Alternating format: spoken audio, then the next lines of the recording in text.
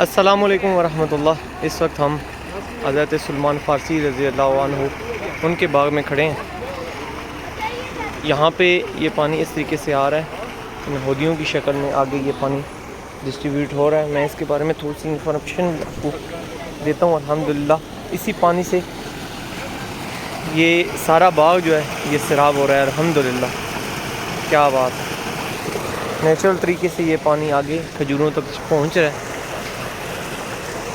یہاں پہ تھوڑا سا حضرت سلمان فارسی کے رضی اللہ عنہ کے بارے میں تھوڑی سی انفارمیشن آپ لوگوں کو دینا چاہتا ہوں، کیونکہ ہمارے پیارے کریم آقا حضرت محمد مصطفیٰ صلی اللہ علیہ وآلہ وسلم نے خود اپنے صحابہ کے درمیان بیٹھ کے یہ چیز فرمائی تھی، یہ بات فرمائی تھی کہ حضرت سلمان فارسی کے بارے میں علم ہونا یہ ہر مسلمان پر لازم ہے، ہر مسلمان کو اس کا علم ہونا چاہیے۔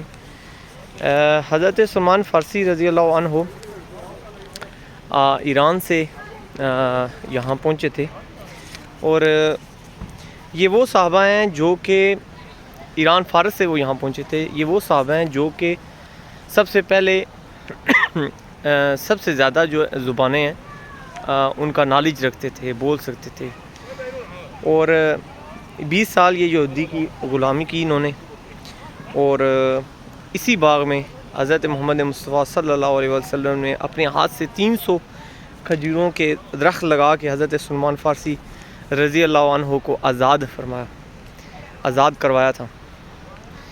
الحمدللہ الحمدللہ۔ اچھا، حضرت سلمان فارسی رضی اللہ عنہ کا اسلام قبول کرنے کا جو ایک واقعہ ہے نا، بہت مزے کا واقعہ ہے۔ ویڈیو بہت لانگ ہو جائے گی، میں اگلی ویڈیو میں سیکنڈ پارٹ میں انشاءاللہ آپ کے ساتھ وہ شیئر کرتا ہوں۔ آپ کو مزہ آئے گا، ایمان تازہ ہوگا انشاءاللہ۔ السلام علیکم ورحمۃ اللہ۔